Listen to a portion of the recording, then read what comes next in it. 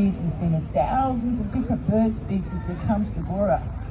He said, I'll make sure the birds don't take over in numbers. Use my flesh to eat, take my oil for medicine, but do not let me be useless. And took his place back in the Bora. The next creature to come out was Kara, or Karara. He said, I am the rare source goanna. I can run, I can climb, and I can swim. I think this is a job for me. But Said, the different animal. You can run, climb, and swim, but you can't swim in that salt water too well. He said, I too must have a purpose then. I will eat the rotting carcasses of the land so you fellows don't get sick. Take my flesh to eat, use my oil for medicine, but do not ever let me be useless. And took his place back in the Bora. Many days and weeks had passed. All the creatures' different strengths and virtues had been gone through. They were starting to get worried on who was going to take on this big responsibility. When one fella come flying down from the trees, I am Kaka, the kookaburra. I reckon this is a job for me. I'll make you fellas happy every day. They said, no one but a Kaka.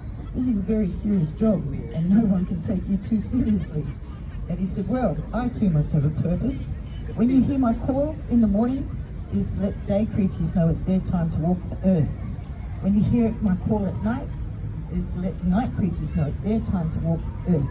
So when you hear my call in the middle of the day, brothers and sisters, is to remind you always to have happiness in your heart, because you fellas are all too serious. And he looked directly down at the snake and said, I'll make sure those snakes don't take over in numbers. Hey, brother snake. And returned to the Bora. Many, many days had passed again, many weeks had passed again, when all of a sudden, one brand new, fresh little creature came walking into the Bora.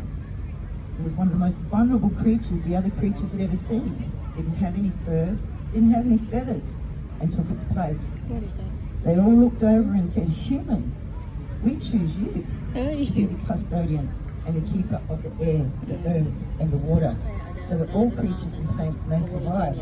The human said, why do you choose me? I'm a young creature. I'm not wise, I'm not strong, and I'm not beautiful. They said, one, the rest of us have been at this Bora for quite some time and we already have a purpose. Two, your hands are big enough to carry this load. Three, your mind is big enough to solve most problems. Human, we give you the honor and the privilege of being custodian so that we may all survive. Ladies and gentlemen, if a human being does not do the job they were put here for, what would they become? Useless. Useless. We cannot allow ourselves to become useless creatures. We are put here for a higher purpose. You cannot buy back fresh air with plastic money. You cannot buy back good earth with plastic money. You cannot buy back fresh water with plastic money. And you cannot buy back 200-year-old trees with plastic money. Those of us that walk before the children are supposed to hand these gifts on to them in better condition than what we received it ourselves. We're always taught by our elders that we are universal people sharing one nest. Take care of the nest and take care of each other, and life is good. Respect the nest and respect each other, and life is perfect. We always say to people, take only what you need and not what you greed. Thank you very much for listening to my story. It's nice to go. Nice story. You want to go there to the stable to see the boomerang, etc., in this Keelap? Yeah, let's go there. We want to walk around and down.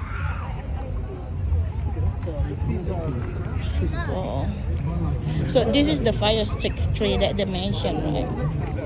Very nicely. Wait, I want to can't take a picture of. I have never seen this big one. No, we can see that. This one. Oh, I think from the koala tree, the tree that koala.